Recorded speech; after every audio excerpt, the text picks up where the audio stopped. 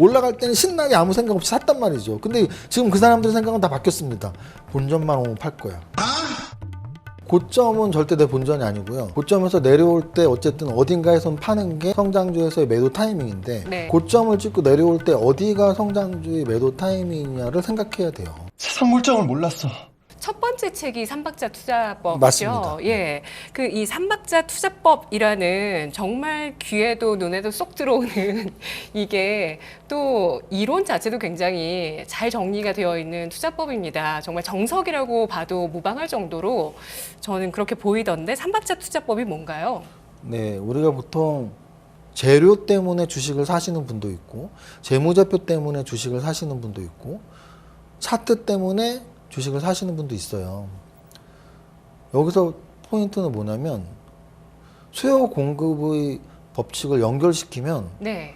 지금 방금 말한 모든 거를 다 알면은 굉장히 유리한 위치에 있습니다. 무슨 뜻이냐면 경제학에서 가장 기본적이고 기초적인 이론이 수요 공급의 이론인데요. 수요 공급의 이론은 한마디로 간단합니다. 수요가 많이 몰리면 가격이 올라간다는 얘기예요. 그러면은 우리가 경매 같은 걸 생각하면 되죠. 많은 사람이 좋아하는 그림 예술품이 옥션에 나오면은 그 가격이 막 올라가겠죠. 많은 사람이 주문을 넣으니까 사려고. 주가창을 여러분들이 보시면 현재가 결정하는 아랫단에는 매수 호가가 10단계가 있고요. 윗단에는 매도 호가가 10단계가 있어요. 우리가 매수, 매도라고 쓰여 있어서 그렇지 그 매수가 수요고 매도가 공급이거든요. 매수가 많으면 서로 사겠다 그러니까 주가가 올라가는 거고요. 매도가 많으면 서로 팔겠다 그러니까 주가가 떨어지는 거예요. 자, 아까 그러면 처음으로 돌아가서 사람들은 왜 매수 주문을 넣었을까요? 아까 이미 말했죠. 이 종목은 재무제표가 좋네? 매수 주문. 이 종목은 차트가 좋네? 매수 주문. 이 종목은 재료가 너무 좋아? 매수 주문.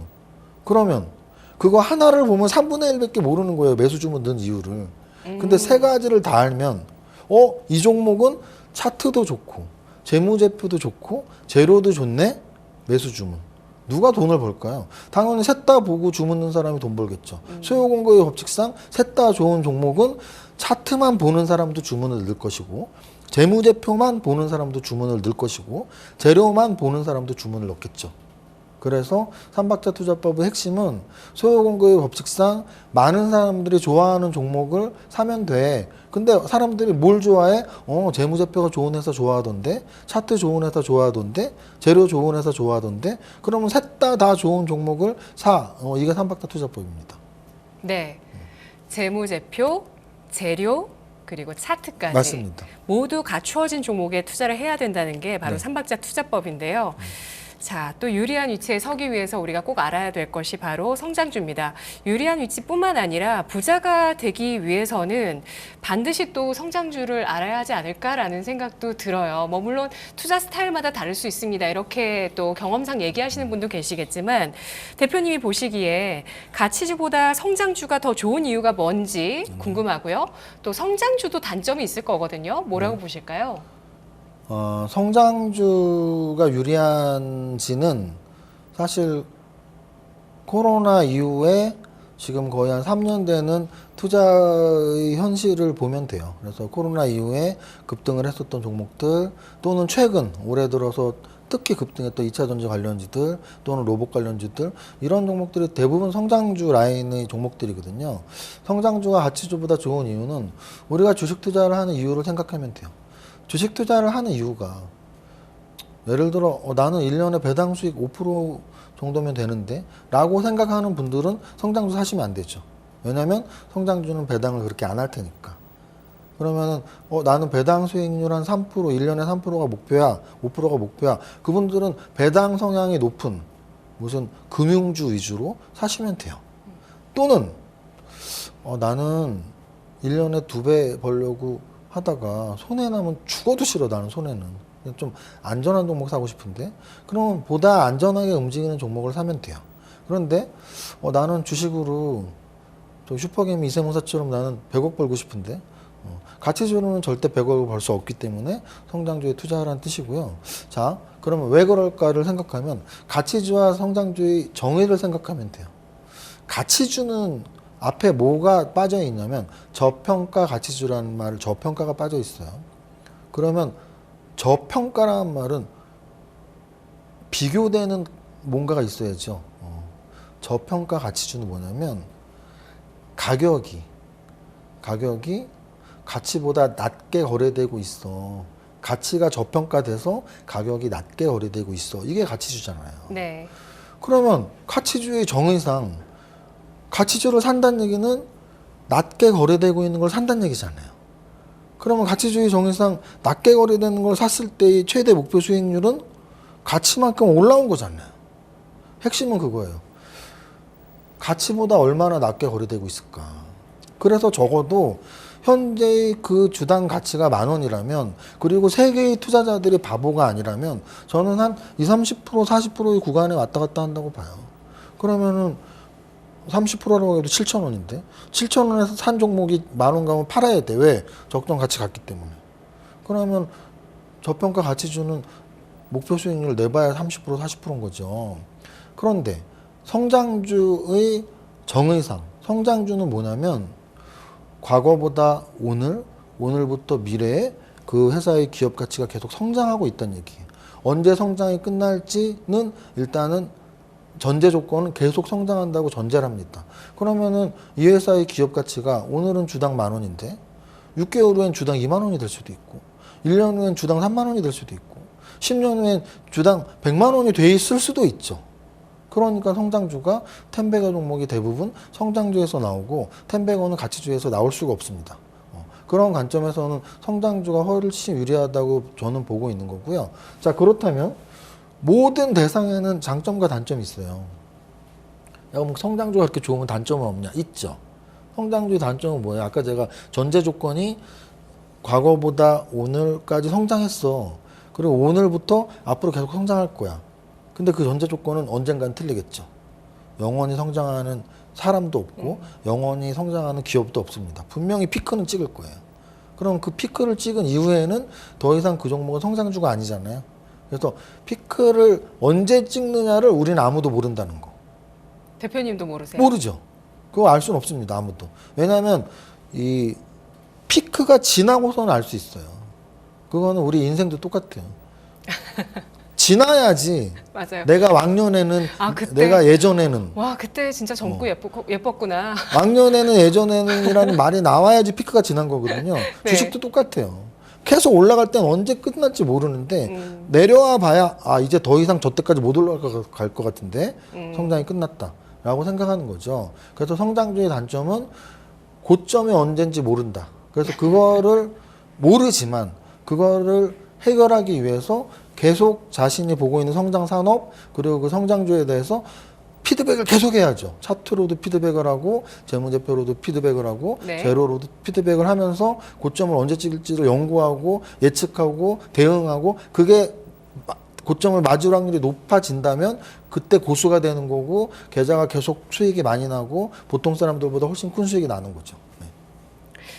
성장 산업을 찾는 방법이 있습니다. 이 대표님이 또 이 방법에 대해서 책에도 쓰셨고 또 아마 다른 뭐 영상이나 뭐 여러 가지 것들에서 또 많이 얘기를 해주셨을 거예요. 성장 산업을 찾는 방법, 성장주 차트의 조건 이걸 제시를 해주셨거든요. 간략하게 소개해 주실까요? 네, 뭐 아까 이제 삼박자에 대한 이야기를 제가 했으니까 성장 산업이나 성장주도 삼박자로 설명을 드려볼게요. 왜? 아까 제가 어떤 좋은 종목은 삼박자가 다 좋아야지 좋다 그랬잖아요. 자, 그러면 성장주는 재무제표 측면에서는 또는 차트 측면에서 또는 제로 측면에서는 어때야지 성장주냐 또는 성장 산업이냐라는 설명을 드리고 싶은데요. 재무제표 측면에서는 그렇습니다. 재무제표 뭐 5개년 단축 재무제표 이런 건 뭐 네이버건 HTS건 대부분 나와요. FN가이드나 이런 데서 나오니까. 그러면은 재무제표에서의 성장주는 뭐냐면 매출액이 매년 증가하고 영업이익도 증가하고 당기순이익도 증가하고 유보율도 늘어나고 좋은 건 다 늘어나고 나쁜 거 부채 비율은 나쁘죠. 부채 비율은 줄어들고 또는 퍼도 낮은 게 좋죠. 퍼는 낮아지고 이게 성장주겠죠. 재무제표가 매년 좋아지는 매출액 늘어나고 좋은 것들 다 늘어나는 그건 성장주입니다. 또 그런 종목들이 많이 형성되어 있는 산업이 성장 산업이겠죠. 그 다음 차트적으로는 아까 제가 뭐라 그랬냐면 과거보다 오늘이 좋고 오늘보다 내일이 좋아야 된다 그랬죠. 그리고 지금도 재무제표가 5년 전보다 4년 전, 4년 전보다 3년 전, 3년 전보다 오늘 매출액이 늘었다 그랬죠. 단기순이익도 늘고. 자, 재무제표에는 뭐가 찍혀 있죠? 어찌 보면 가치가 찍혀 있죠. 네. 재무제표에 찍혀 있는 숫자들이 환산돼서 가치가 되잖아요. 차트에는 뭐가 찍혀 있죠? 가격이 찍혀 있죠. 자, 가치 투자의 기본 개념이 뭐냐면 가치와 가격은 일시적으로는 좀 차이가 날 수 있지만 결국 한 방향으로 간다예요. 한 방향으로 간다. 자, 그렇다면 재무제표가 매년 좋아지는 그 재무제표를 가진 차트는 매년 좋아질 거예요. 이거 너무 당연한 거죠. 그러면 차트만 봐도 우리는 성장주 또는 야, 이 종목은 재무제표가 진짜 좋겠구나라는 걸 예상할 수 있습니다. 재무제표가 매년 좋아졌다는 얘기는 가치와 가격은 한 방향으로 가야 되니까 가격이 찍혀 있는 차트도 당연히 매년 우상향을 했겠죠. 주가가 올라가야 되니까. 그래서 성장주의 차트의 조건은 우상향하는 차트예요. 어려운 말로 하면 어렵지도 않지만 공부 안 하신 분은 모르겠지만 완전 정배열 차트. 현재 주가가 제일 위에 있고 5일선, 21선, 61선, 121선 그 순서대로 단기 이평선이 위에 있고 중장기 이평선이 아래에 있는 완전 정배열 차트가 바로 성장주의 차트입니다. 마지막으로 재료 측면에서 보면 재료 측면에서는 우리보다 공부 많이 하고 연구 많이 하시는 분들이 매일 우리한테 야 이것 좀 읽어봐라고 주는 게 있어요. 리포트죠. 리포트 매일 읽다 보면 아, 이 산업이 성장 산업이구나 라고 알 수가 있습니다. 왜? 그들이 맨날 분석을 대신 해주니까. 야, 이 산업은 이렇게 해서 성장 산업입니다. 이 산업 요즘에 이러이러하니까 관심 가지세요. 그게 성장 산업이겠죠. 그 리포트는 요즘 우리의 현실 세계를 정리한 글이니까. 그래서 3박자로 보면 리포트나 경제기사에서 또 이런 토마토 TV 같은 전문가들이 나오는 방송에서 아, 이 산업이 성장 산업이다 라고 말하는 게 재료상의 성장산업, 차트는 주가가 올라가야지 성장산업이니까 완전 정배열이 성장산업, 재무제표는 모든 지표들이 매년 올라가는 게 성장산업, 성장주 이렇게 말씀을 드릴 수가 있습니다. 네. 템베거 얘기를 하려고 하는데요. 10배짜리 종목은 정보 분석에서 나온다고 보셨어요. 급등주의 재료 확인법은 뭐가 있을까요? 자, 일단은 유의미한 정보가 뭐냐가 제일 중요해요. 왜냐하면 정보라는 건 아까 제가 말씀드린 리포트도 정보고 경제뉴스도 정보고 이런 증권 방송도 정보고 굉장히 많은 정보들이 있어요. 하루에 수만 개가 있고요. 그걸 다 보고 읽으려면 정말 24시간이 모자릅니다. 잠잘 시간도 없죠. 근데 우리는 행복하려고 주식을 하는데 잠은 충분히 자야 될 거 아니에요. 그럼 모든 정보를 다 볼 수가 없습니다. 그러면 우리가 취사 선택을 해야죠. 근데 어떤 정보에는 별표시가 있고 어떤 정보에는 별표시가 없다면 좋을 텐데 그렇지도 않아요. 그래서 생각한 게 우리가 봐야 되는 정보는 뭘까? 우리가 왜 정보를 공부하려고 하지? 왜 공부를 하나요? 주식으로 돈 벌려고 하죠. 어떻게 하면 주식으로 돈 버나요? 주가가 올라가야지 돈을 벌죠. 그러면 모든 정보를 볼 시간이 없다면 주가를 올라가게 하는 정보만 보면 되잖아요. 근데 어떤 정보에 이 정보는 주가가 올라가게 하는 정보라고 안 써 있죠. 그러면 역으로 주가가 올라간 종목의 정보를 찾으면 되죠. 매일매일 오늘 예를 들어서 상한가 친 종목이 오늘 상한가 친 종목이 5종목이에요. 그럼 그 5종목의 정보를 찾는 겁니다. 왜 주가가 올라갔지? 그러면 분명히 공통적인 내용들이 있을 거예요. 네. 예를 들어 뭐 녹화 기준으로 오늘 같은 경우엔 과거 한 3년 전, 5년 전에 올라갔던 트럼프 시대에 올라갔던 무역 분쟁주가 올라갔어요. 미국 중국의 무역 관련주가 올라갔어요. 대두 관련주라고 보통 하는데 뭐 사료주, 비료주, 간장주 이런 애들 올라갔거든요. 그러면 왜 올라가지? 요즘 좀 이쪽 국가들이 분위기가 안 좋아서 그렇구나. 그 재료를 우리가 알 수 있잖아요. 그러니까 제 말은 그 재료가 나온 그 기사를 처음부터 관심 가질 필요도 없이 주가가 왜 올라갔지? 아, 이런 요즘 무역 분쟁 관련한 내용들이 있구나. 그래서 얘들이 주가를 올렸구나. 또는 어떤 날은 막 검색을 했더니 주가가 올라간 종목들이 대부분이 2차 전지인 거죠. 그럼 2차 전지가 왜 올라갔는지 그 종목들이 왜 올라갔는지 하나하나 검색을 해보니까 테슬라 관련해서 올라갔대. 또는 IRA 법안 관련해서 양국제들이 올라갔대. 또는 폐배터리도 중요한 거래. 또는 야 미래에는 전고체 배터리를 만드는 회사가 좋대. 이런 재료로 그 주가가 급등을 한 거예요. 자 그러면 오늘 봤죠. 내일 봤죠. 한 달 보고 두 달 보면 그때부터는 어떤 게 생기냐면 이런 재료들이 나오면 이 정도의 주가가 올라가는구나. 그러면 기사를 보고 리포트를 볼 때 그런 눈이 보이죠. 주가를 올라가게 하는 재료가 뭔지를 눈에 보입니다. 왜냐하면 만 개를 매일 읽을 시간도 없는데 주가를 올라가게 한 재료를 매일 보면 그래봐야 뭐 수백 개겠죠. 그 수백 개를 매일 보게 되면 만 개 중에 야 얘는 진짜 중요한 재료라는 거를 알게 되거든요. 그게 가장 중요한 정보 분석이라고 저는 생각해요. 그래서 제 정보 분석은 주가가 올라간 종목들의 재료를 찾아보자. 그래서 그런 유사한 재료들이 어딘가에서 보이면 이 관련주들은 사면 되겠구나. 역으로 이렇게 생각하는 방법입니다. 정말 여러분 자본시장의 꽃 안엔 부자가 되는 답이 숨어 있습니다. 그걸 정말 잘 아셔야 될 것 같고요.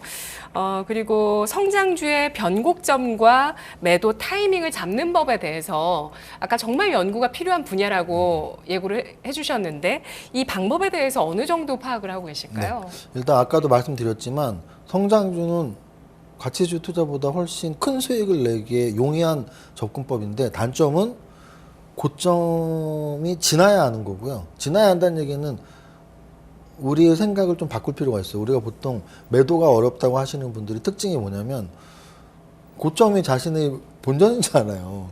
그래서 이렇게 예를 들어 이런 거예요. 10,000원에 샀는데 어떤 종목 20,000원을 가요. 근데 20,000원을 간 종목이 한 15,000원으로 내려와요. 그러면 10,000원에 샀으니까 15,000원에 팔아도 50% 수익이 났거든요. 근데 매도를 주저주저 합니다. 왜? 저 20,000원에 팔았어야 되는데 에서 출발해서 저 20,000원이 내 본전인데 저 20,000원까지 안 팔 거야. 그래서 그런 분들의 공통점이 올라가도 주식을 못 팔고 떨어져도 주식을 못 팝니다. 그러니까 다시 말씀드리지만 고점은 절대 내 본전이 아니고요. 고점에서 내려올 때 어쨌든 어딘가에선 파는 게 성장주에서의 매도 타이밍인데 네. 중요한 건 그러면 고점을 찍고 내려올 때 어디가 성장주의 매도 타이밍이냐를 생각해야 돼요. 그리고 또 이렇게 생각하시는 분들이 있어. 고점을 찍기 전에 그러면 좀 미리 팔면 안 되나요? 주식 시장에서의 격언이 있거든요. 무릎에서 사서 어깨에서 팔아라. 근데 요 무릎과 어깨가 원래는 격언이 무릎에서 사서 어깨에서 팔아라인데 앞에 왼쪽인지 오른쪽인지 정확히 기억해야 돼요. 무릎에서 사란 얘기는 바닥을 찍고 이렇게 올라가잖아요. 근데 요 바닥이 가운데니까 바닥을 찍기 전 이 무릎도 있고 찍은 이후의 무릎도 있죠. 찍은 이후에 올라가는 무릎, 오른쪽 무릎, 올라가는 무릎에서 팔란 얘기입니다. 우리가 차트를 이렇게 보면 중간값 저점에서 이렇게 원형이 돼 있을 테니까 올라가는 무릎, 바닥을 확인한 무릎에서 사야 된다. 사란 얘기예요. 네. 자 그러면 반대로 이제 고점에서는 고점을 가운데로 이렇게 놓고 보면 네. 고점을 올라가던 어깨가 있고 네. 고점에서 내려가는 어깨가 있죠. 네. 올라가는 어깨인 왼쪽 어깨에서 파는 건 사실 예측 매도예요. 고점이 언제인지 모르니까. 그런 분들이 나중에 이제 땅을 치고 후회하는 게 내가 10,000원에 사서 20,000원에 팔았는데 100,000원 갔네. 이렇게 말하시는 분들이에요. 그러니까 일찍 팔면 차라리 후회를 하지 마시던지. 그래서 후회 안 할 거면 일단 끝까지 버텨봐야 됩니다. 고점을 어디 찍을지. 근데 10,000원에 샀는데 막 100,000원까지 찍었네. 근데 이제 떨어지고 저기가 고점이구나가 파악이 되면 그때 파는 게 바로 거기가 이제 오른쪽 어깨인 거죠. 떨어지는 어깨. 결론은 떨어지는 어깨에서 파는 게 거의 뭐 우리가 속담대로만 살아도 성공한다라는 말이 있는 것처럼 주식시장의 격언대로만 살면 성공합니다. 네. 떨어진 어깨에서 파는 게 정답이고요. 차트적으로는 고점을 찍고 떨어질 때의 그 확인 방법들이 여러 가지가 있는데요. 일단 가장 쉬운 건 퍼센트로 접근하면 돼요. 고점 퍼센트에서 예를 들어 한 5% 10% 빠진 거로는 성장이 끝났다고 봐서는 안 됩니다. 왜냐하면 5% 10% 하루에도 변화할 수 있으니까. 근데 적어도 한 30% 정도 조정받으면 이제 이 성장이라는 건 결국은 전고점을 계속 돌파하고 신고가를 가야 되는데 한 30% 떨어지면 저 고점 돌파할 수 있을까라는 의심이 살짝 들거든요. 그때 팔면 되는 거군요. 그때쯤 또는 이제 그건 네. 자신이 판단하기 나름인데 아니면 난 좀 더 기다리고 싶어 하면 한 40%까지. 근데 반토막 날 때까지도 안 팔면 안 돼요. 왜? 2만 원까지 예를 들어 뭐 만 원짜리가 5만 원까지 갔어요. 근데 5만 원이 2만 5천 원이 됐다는 얘기는 반토막 난 거잖아요. 이 2만 5천 원이 다시 5만 원 가기 위해선 굉장히 힘듭니다. 왜냐하면 이 말을 제가 그때 들었더라면. 네, 그래서 무슨 뜻이냐면 정말 지금 그런 무슨 뜻이냐면 고점을 최초에 갈 때는 네. 매물벽이라는 게 없어요. 고점에서 반토막 나면 바로 팔아야 되는 거군요. 그 전에 파는 게 좋죠. 아까 그 전에 말씀드렸죠. 파는 게 좋지만 한 30%. 그때까지도 거기서 또 횡보할 때도 있거든요. 횡보해도 다시 전고점을 돌파하기 힘든 이유가 뭐냐면 네. 최초 신고가를 막 치는 성장주는 전고점이 없어요. 역사적 신고가가 좋은 이유는 뭐냐면 신고가가 좋은 이유는 전고점이 없기 때문이고 매물이 없고. 전고점은 바로 매물대라고 하고요. 매물대를 쉽게 설명하면 뭐냐면 그 가격에 물려있는 사람들이 있다는 얘기거든요. 그럼 물려있는 사람이 있으면 왜 안 되는데 여러분들의 마음을 생각하면 돼요. 제가 이렇게 주식 상담을 해보면 10분 중에 8분은 똑같은 말을 합니다. 저는 주식 본전만 되면 다시는 이 시장에 발을 들이지 않을 거예요. 그리고 계좌를 딱 보면 10종목이 다 파래. 그러면 이 파란 종목 왜 갖고 있어요? 그럼 이 종목들이 다 본전을 와야지 팔죠. 다 똑같은 말을 하고 있거든요. 그래서 본전이 와야지 팔 거야 라는 생각이 굉장히 많아요. 투자자들이. 그러면 전고점이 있다는 얘기는 전고점에 산 사람들이 있는 거고 그 사람들이 언제 팔까요? 본전을 팔겠죠. 그러니까 전고점 돌파하는 게 힘든 거예요. 본전에 파는 사람들은 아까 수요 공급이 원칙상 공급이니까 공급이 많아지면 가격이 떨어지죠. 그래서 매물벽이 없는 신고가가 좋은데 아까 말씀드렸지만 만 원에서 5만 원 갈 때 신고가로 쉽게 갔는데 만 원에서 2만 5천 원 왔다고 쳐봐요. 그럼 2만 5천 원에서 다시 5만 원 가려면 그 올라갈 때의 매물벽들이 있잖아요. 그 물린 사람들. 그 사람들이 올라갈 때는 신나게 아무 생각 없이 샀단 말이죠. 근데 지금 그 사람들의 생각은 다 바뀌었습니다. 본전만 오면 팔 거야. 그러니까 그 2배 올라가는 동안 얼마나 많은 매물벽이 있겠어요. 그래서 그 매물벽을 돌파하기 위해선 굉장히 큰 재료가 나오거나 또는 굉장히 오랜 시간이 지나야죠.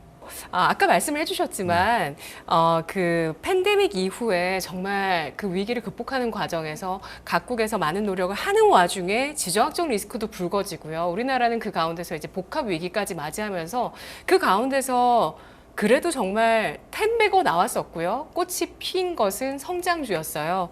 성장주의 시대가 계속될까요? 사실은 근데 성장주의 시대가 계속 되는지 저는 두 가지를 제일 중요하게 봐요. 하나는 기술 혁신이죠. 왜냐하면 성장 산업은 기술 혁신 산업이에요. 여태까지 제가 주식을 한 25년 가깝게 했는데 아까 말씀드렸던 IMF 직후 인터넷 혁명의 시기였습니다. 인터넷 혁명의 시기. 그리고 그 이후에 제약바이오 혁명의 시기도 있었고 가장 최근에는 4차 산업 혁명의 시기죠. 이런 혁신의 시기, 기술 혁신의 시기가 중요한 이유는 경제학 원론에 나옵니다. 우리가 수요 측면의 GDP 상승이 있고 네. 공급 측면의 GDP 상승이 있는데요. 수요 측면이 바로 금리를 조절할 때 우리 경기가 좋아지고 나빠지고요. 공급 측면은 이 공급자들, 창업주들이 기술 혁신. 그래서 기술 혁신이 결국은 한 나라의 GDP를 중장기적으로 가장 좋게 만드는 방법이거든요.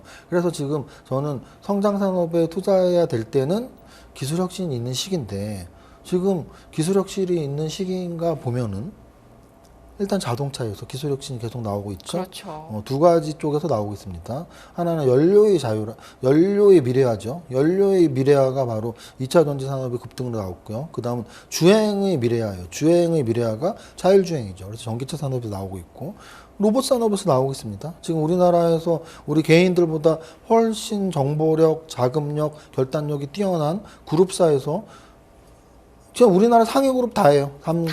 삼성, 네, 현대, LG 모든 그룹에서 로봇 산업에 진출하고 있습니다. 네. 그래서 결국은 뭐 로봇 기술 혁신, 자율주행 기술 혁신, 전기차 기술 혁신 시대이기 때문에 성장 산업이 더 계속 간다라는 관점이고요. 두 번째는 이제 저기예요. 금리랑 연관이 있습니다. 성장 산업은. 왜 그러냐면 이건 좀 재무관리 베이스가 좀 있으신 분들이 알아듣기 쉬우실 텐데 주가라는 건 미래의 경제적 효익, 미래의 예상 이익의 현재 가치예요. 그게 주가입니다. 그러면 미래 가치를 현재 가치로 땡길 때 분모에서 이자율로 나눠야 되거든요. 무슨 뜻이냐면 우리가 1년 후에 1억이 오늘의 1억보다 작습니다. 왜? 1억은 지금은 막 9,500만 원 될걸요? 오늘의 1억이 몇 1년 후에 뭐 1억 500만 원 될 테니까 크잖아요. 5% 이자만 해도. 네. 그럼 그 관점으로 봤을 때 결국은 미래의 이익을 땡겨야지 주가가 나오는데 여기서 이제 성장 산업의 한계가 있어요. 성장 산업은 뭐냐면 지금은 이익이 별로 없어요. 지금은 적자 기업일 수도 있고. 근데 5년 후, 10년 후에 굉장히 큰 이익이 나오는 거죠. 실제 전기차 산업은 2년 전까지만 해도 적자 기업들이었어요. 이제 큰 수익이 나오고 있는 거고. 로봇이나 자율주행은 대부분이 지금 적자 기업들이에요. 그런데 네. 그들이 앞으로 5년 후, 10년 후에 굉장히 큰 이익이 날 거라고 예상들을 하고 있는 거고, 그렇게 봤을 때 그 5년 후, 10년 후의 이익을 현재로 땡길 때 금리가 부모로 들어가는데, 이제 수학적인 건데 금리가 부모로 들어가니까 금리가 제로인 게 훨씬 성장 산업이 유리하고 금리가 고금리가 되면 성장 산업이 불리하죠. 그래서 금리 인상의 시기에는 성장 산업이 불리하고 금리 인하의 시기에는 성장 산업이 유리합니다. 그럼 지금 과연 지금이 성장 산업한테 유리한 금리 인상의 시기냐 인하의 시기냐를 판단하면 되는데 불리한 시기인데도 이렇게 많이 갔다고요? 아니죠. 금리 인상이 이제 끝났기 때문에 그래서 가기 시작한 올해 거다. 가기 시작하는 거고 네. 작년에는 성장 산업이 주도해서 떨어졌기 때문에 작년에 우리 코스닥지수가 30%가 빠졌잖아요. 네. 자, 그러면 아마 많은 투자자분들이 가장 궁금하실 질문일 것 같아요. 마지막 질문인데요. 이제 1분기가 지나고 2분기의 첫 달인 4월이 어느 정도 다 지나갔습니다. 그래서 남아있는 올 한 해 사실 뭐 1분기 워낙 좋았거든요. 글로벌적으로도 우리 양대 지수가 굉장히 독보적인 퍼포먼스를 보여준 한 해였습니다. 1분기 기준. 그러면 올 한 해가 어떻게 될 것인가에 대한 전망, 이정윤 대표님은 어떻게 하실까요? 네, 일단 저는 작년 연말 연초의 이 애널리스트들이나 아니면 이런 경제 기사들의 시각부터 먼저 말씀을 드릴게요. 작년 연말 또는 연초에 애널리스트들이 리포트들 또는 경제 기사의 시각들은 어떤 거였냐면 그때 고사성어가 아주 그냥 유행이었죠. 모든 리포트나 경제기사 제목이었으니까 상저하고였습니다. 상저하고는 한자를 아시는 분은 다 알 거예요. 상반기엔 낮고 하반기엔 높다. 그거를 지킨다면 상반기보다 하반기는 더 좋아져야 되죠. 그럼 1년 내내 올라가야겠네요. 그런데 아마도 그 기사를 썼던 또는 그 리포트를 냈던 분들은 그 뜻이 아니었을 거예요. 상반기보다 하반기가 더 좋은 건 맞는데 지금 그들이 썼던 상반기 상저가 아니겠죠. 왜냐하면 상반기 올랐으니까. 그러면 일단 그 리포트들은 다 틀린 거죠. 그럼 왜 틀렸냐는 우리를 주목해야 돼요. 왜 틀렸을까? 저는 그렇게 생각을 해요. 금리 인상과 인하에서 주식시장의 선행지수라는 걸 좀 간과한 게 아닌가. 왜냐하면 금리 인상이 시작됐던 게 작년 봄이었단 말이에요. 작년 봄에 우리한테 두 가지 악재가 같이 닥친 거예요. 러시아 전쟁도 작년 봄 3월, 그리고 금리 인상, 첫 금리 인상도 2, 3월 그때였단 말이죠. 그러면 딱 1년 전이었는데 1년 전에 러시아 전쟁 금리 인상 있었죠. 그러면 지금 우리가 생각하듯이 금리 인상이 악재라면 작년 2월부터 또는 3월부터 주가가 떨어졌어야죠. 그런데 지수는 언제부터 떨어졌냐면 그 전해인 맞아요. 6월 말 3,300이 고점이었단 말이죠. 그 6월 말 3,300 고점에서 9개월이나 빠지고 작년 3월부터 금리 인상이 시작됐습니다. 근데 그 기간 동안 시그널을 계속 줬죠. 제 말이. 예, 파월 연준 의장이 제 말이 올릴 그겁니다. 거야, 올릴 거야 하고 제 말이 시그널을 줬죠. 그겁니다. 근데 그거를 간과했었던 분들 많으실 거예요. 그러니까 이제 그때 우리가 잘했다 잘못했다 얘기하는 게 아니고 지금 앞으로 얘기하는 건데 자 정확히 말씀하셨어요. 시그널을 당연히 줬고 3월부터 금리 인상하리라는 건 그 전에 고점 찍을 때부터 우리 알고 있었어요. 제 말이 그 말이에요. 금리 인상을 하기 9개월 전에 9개월 후부터 금리 인상을 하고 떨어졌단 말이죠. 그럼 지금 금리 인하를 언제부터 할지 시그널을 계속 주고 있잖아요. 빠르면 연말, 늦어도 내년 연초란 말이에요. 그 9개월 전이 언젠가요? 지금이잖아요. 3월. 그럼 지금부터 올라가야 되는 거 아니에요? 금리 인상 9개월 전부터 떨어졌으니까 금리 인하 9개월 전부터 오르는 건 당연한 거 아니에요? 그럼 올해는 상고하고인가요? 저는 일단은 연초부터 그런 생각을 했어요. 작년보다 올해는 무조건 좋을 것이다. 왜냐면은 작년에 주가지수가 35% 정도 빠졌거든요. 1년에 35% 빠졌는데 그 다음에 또 떨어지는 경우는 우리나라에서 2번 있었습니다. 한 해에 30%가 떨어지고 그 다음에 또 떨어지는 경우는 2번 있었어요. IMF 때랑 글로벌 금융위기 때. 근데 아시겠지만 IMF 때를 영화화한 국가 부도의 날이라는 영화가 있어요. 글로벌 금융위기를 영화한 헐리우드 영화의 빅쇼트가 있어요. 그럼 우리가 좀 상상을 해보면 돼요. 몇 년 후에 지금 이 시기를 영화화할 수 있을까? 영화 제목은 뭐야? 금리 인상? 그잖아요. 전쟁. 지금 주가 하락은 러시아 전쟁 때문에 하락한 거 아니기 때문에 제 말은 국가부도의 날이라는 영화가 나올 정도로 IMF 시기는 심각했던 국가 재난이었고 글로벌 금융위기가 영화가 나올 정도로 미국발 금융위기는 굉장히 큰 10년이 지난 지금도 굉장히 큰 뉴스거리였단 얘기죠. 근데 지금은 그 정도의 뉴스가 아니란 얘기예요. 그냥 늘 일상적으로 있는 금리 인상과 금리 인하의 시기란 얘기예요. 그래서 금리 인상을 앞두고 주식시장은 선행지수니까 9개월 전부터 떨어졌던 거고 이제 금리 인하를 앞두고 있으니까 오르겠구나라고 생각하면 저는 된다고 보는 사람입니다. 그래서 단순하게 생각한다면 연말이나 연초부터 금리를 떨어뜨릴 테니까 앞으로 계속 오르는 거구나. 또 이런 분들이 있어요. 2분기 무서운 게 오고 있다. 경기 침체. 그러니까 사실 근데 그거는 뭐 1분기 무서운 게 오고 있다. 경기 침체했는데 1분기 주가 오르니까 한 분기 늦춰졌습니다. 지금 2분기 무서운 게 오고 있다. 만약 2분기도 안 떨어지면 또 3분기 무서운 게 오고 있다 하겠죠. 근데 중요한 건 계속 말씀드리지만 2분기 무서운 게 오고 있으니까 작년에 주가가 떨어진 거죠. 왜? 경제학에 늘 나오는 용어가 뭐냐면 경기 선행지표, 경기 동행지표, 경기 후행지표라고 있습니다. 경기 동행지표는 우리가 경기랑 같이 움직이는 지표, 아주 대표적인 게 GDP죠. GDP가 곧 경기예요.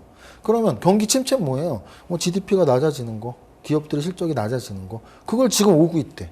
근데 그러니까 작년에 주가가 떨어졌지. 왜요? 주가 지수는 제가 만든 게 아니고 수백 년 된 학문인 경제학에서 미리 말을 해주고 있습니다. 주가 지수는 경기 선행 지표. 기간까지도 말을 해줘요. 6개월에서 1년 선행한다. 그러니까 금리 인상을 앞두고 9개월 전부터 떨어졌고 금리 인하를 앞두고 지금 올라가고 있는 거예요. 그래서 지금 당장 경기 침체가 오더라도 그건 작년 주가 하락이 이미 다 반영이 된 거예요. 이미 다. 지금 경기 침체는 걱정할 필요가 없어요. 오히려 만약에 올해 주가가 떨어져야 한다면 그 이유는 내년에 경기 침체가 오면. 근데 저는 내년엔 경기 침체 안 올 것 같거든요. 왜? 연말이나 연초부터 금리 떨어뜨릴 테니까. 그래서 저는 뭐 지수를 그렇게 불안해할 필요는 없다라고 생각하는 입장입니다. 경기 침체가 안 오면 어떻게 될까요? 근데 중요한 건 안 온다고 해도 그러니까 우리가 보통 바둑에서 꽃놀이패라는 게 있습니다. 꽃놀이패. 꽃놀이패가 뭐냐면 이 패를 할 때 이렇게 해도 좋고 저렇게 해도 좋고 그래서 굉장히 좋은 이제 승리에 가까워지는 그게 이제 바둑 용어인데 이게 이제 하락장과 상승장의 큰 차이가 뭐냐면 예를 들어 작년에 하락장이었죠. 우리가 이렇게 생각하면 돼요. 작년에 하락장이었죠. 작년에는 기억하실 거예요 아마. 금리 인상 시기에 100% 주가가 떨어졌습니다. 작년에 1월 달에 폭락했고 6월 달에 폭락했고 9월 달에 폭락했는데 그 폭락의 시기가 CPI 지수가 높게 나오고 금리를 올렸을 때 폭락을 했어요. 작년에 하락장이 왜 무서웠냐면 금리를 올릴 때는 금리가 올라가서 무서웠고 또는 심지어 CPI가 별로 안 올랐어. 그럼 금리를 조금 올려야 되잖아요. 그런데 금리를 조금 올리면 물가를 못 잡았나 보다. 그러니까 금리를 많이 올리면 그래서 떨어지고 금리를 안 올리거나 조금 올리면 이거 물가가 잡히겠어 이래갖고 그러니까 무조건 악재인 거죠. 하락장에서는 이래도 악재 저래도 악재. 피터 린치 책에 북소리 효과라고 있습니다. 피터 린치 책에 금리는 올라도 악재, 떨어져도 악재, 환율은 올라도 호재, 뭐 이러면서 그냥 이래도 악재, 이래도 악재, 또는 이래도 호재, 이래도 호재. 그게 올해 저는 작년에 CPI 발표 금리 인상이 무조건 악재로 역할을 했다면 올해는 그게 그 반대 역할을 계속 하고 있는 거죠. 실제로. 올해 지금 금리 인상을 하는 날 주가 안 떨어졌습니다. 미국도 안 떨어졌고 오히려 우리는 올라요. 왜? 올해는 작년하고 달라졌거든요. 상승장으로 바뀌었기 때문에 금리를 올리면 와 이제 물가가 더 확실히 잡히겠네. 이제 금리 인상 끝났겠네. 뭐 계속 올리니까. 금리 안 올리면 이제 금리 이제 그만 올려도 되는구나. 좀 있으면 금리 인하하겠네. 그러니까 올해는 미국의 FRB가 이런 액션을 취해도 호재로, 이런 액션을 취해도 호재로, 심지어는 올해 저는 가장 이제 하락장은 진짜 끝났구나 확신이 든 게 뭐냐면 네. SBB 은행 사태에서 저는 확신을 얻었죠. SBB 은행 사태가 처음 나왔을 때 굉장히 많은 뭐 이렇게 말만 안 되는 이런 글들 있죠. 아까 말했던 리포트, 경제기사. 여기서 제일 많이 나왔던 게 뭐냐면 글로벌 금융위기 때랑 비교하는 내용들이었어요. 2008년 금융위기와 SBB 은행 사태의 비교 건덕지도 안 됐죠. 왜? 그 당시에는 그런 재료가 나오잖아요. 오늘 지수 5% 떨어져, 내일 지수 5% 떨어져. 한 달에 10%, 20%씩 떨어졌어요, 지수가. 근데 올해는 SBB 은행 사태 나오고서 딱 일주일 빠졌습니다, 일주일. 그리고 일주일 빠졌던 그 지점이 지금 보면 엄청 저점이었어요. 그때부터 올랐거든요. 그 얘기는 뭐냐면 악재가 나와도 만약에 이 악재가 작년에 나왔다면 엄청 크게 빠졌을 거예요. 근데 올해는 이미 상승장으로 돌아섰고 이제 곧 있으면 금리 인하, 금리 인상 끝났어. 다들 지금 마음이 너무나 편안한 상태라서 그 정도의 악재는 악재 효과도 없었던 거죠. 그러면 그거보다 더 큰 악재, 은행이 파산한 것보다 더 큰 악재가 나올 게 뭐가 있어요. 그러니까 올해는 저는 상승장의 확률이 아주 높다라고 계속 말씀을 드리는 겁니다. 네, 알겠습니다. 정말 지겨웠던 하락장, 그리고 뚫지 못했던 2,500선을 뚫은 지금 이제 하락장은 마무리되고 올 남은 한 해에 상승장의 가능성이 높다는 전망까지 함께 해주셨습니다. 오늘 대가의 어깨, 이정윤 대표, 밸런스 에셋의 이정윤 대표가 정말 여러분께 부자가 되는 성장주를 찾는 N가지 공식, 그리고 정말 많은 방법론에 대해서 오늘 다 풀어주셨습니다. 대표님, 정말 감사해요. 다음에 또 내년에 시장 어떻게 보시는지 네. 저희 방송 나와주셔서 얘기해 주셔야 돼요. 알겠습니다. 알겠습니다. 대표님 분석 잘 들었습니다. 감사합니다. 고맙습니다.